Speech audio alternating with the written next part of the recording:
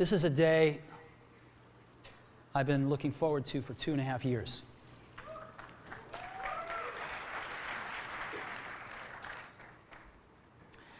Every once in a while, a revolutionary product comes along that changes everything. And Apple has been, well, first of all, one's very fortunate if you get to work on just one of these in your career. Apple's been very fortunate. It's been able to introduce a few of these into the world. In 1984, we introduced the Macintosh.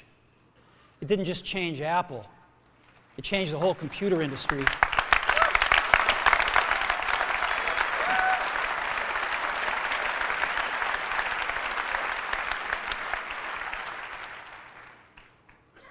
In 2001, we introduced the first iPod. And it didn't just change the way we all listen to music. It changed the entire music industry. Well, today, we're introducing 3 revolutionary products of this class. The first one is a widescreen iPod with touch controls.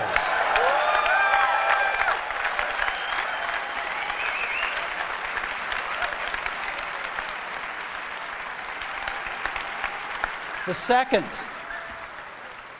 is a revolutionary mobile phone.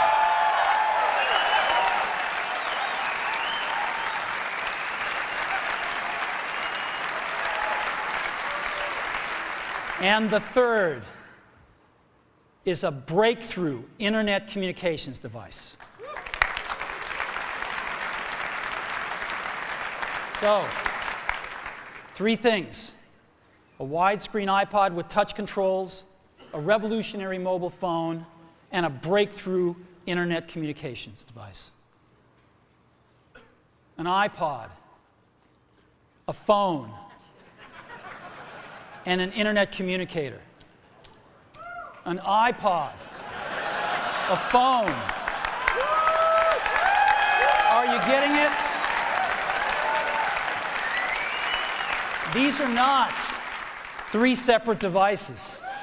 This is one device.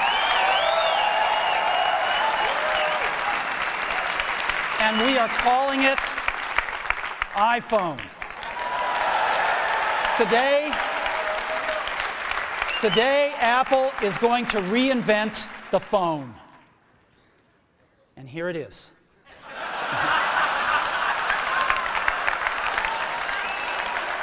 No.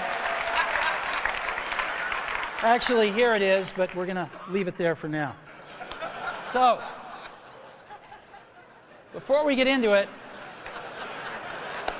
let me talk about a category of things. The most advanced phones are called smartphones, so they say. And they typically combine a phone plus some email capability, plus they say it's the internet, sort of the baby internet, into one device, and they all have these plastic little keyboards on them. And the problem is that they're not so smart, and they're not so easy to use. So if you kind of make a Business School 101 graph of the smart axis and the easy to use axis, phones, regular cell phones are kind of right there. They're not so smart, and they're not so easy to use. But smartphones are definitely a little smarter, but they actually are harder to use. They're really complicated. Just for the basic stuff, people have a hard time figuring out how to use them. Well, we don't want to do either one of these things.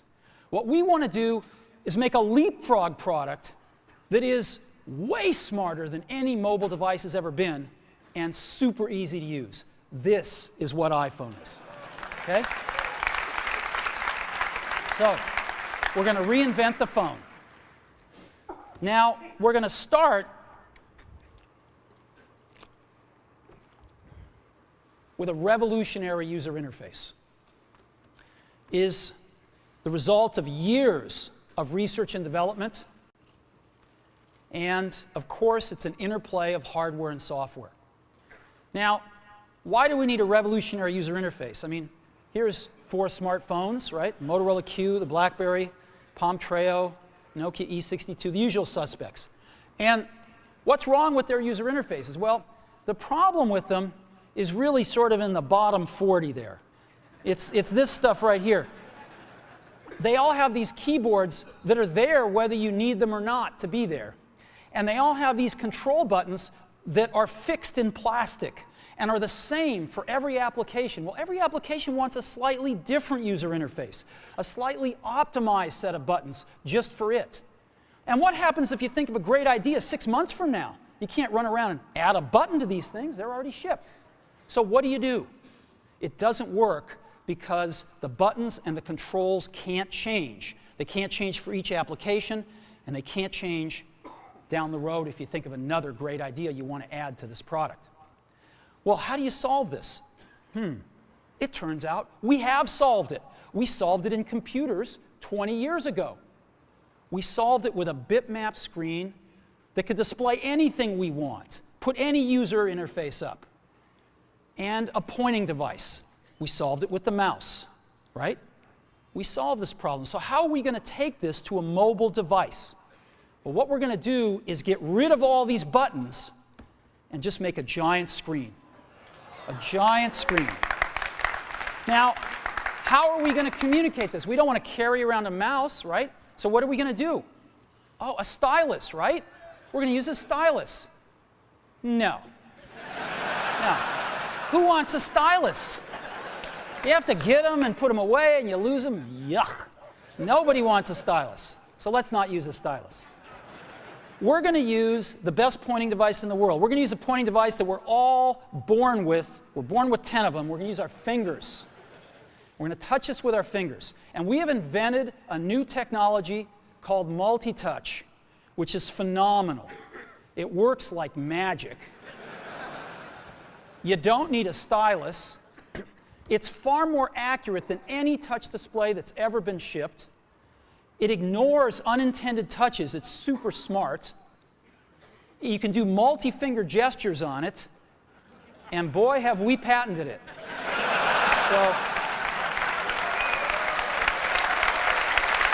So, we've been very lucky to have brought a few revolutionary user interfaces to the market in our time. First was the mouse. The second was the click wheel. And now we're going to bring multi-touch to the market. And each of these revolutionary user interfaces has made possible a revolutionary product. The Mac, the iPod, and now the iPhone. So, a revolutionary user interface. We're going to build on top of that with software. Now, software on mobile phones is like baby software. It's not so powerful. And today, we're going to show you a software breakthrough. Software that's at least 5 years ahead of what's on any other phone. Now, how do we do this? Well, we start with a strong foundation. iPhone runs OS X. Now,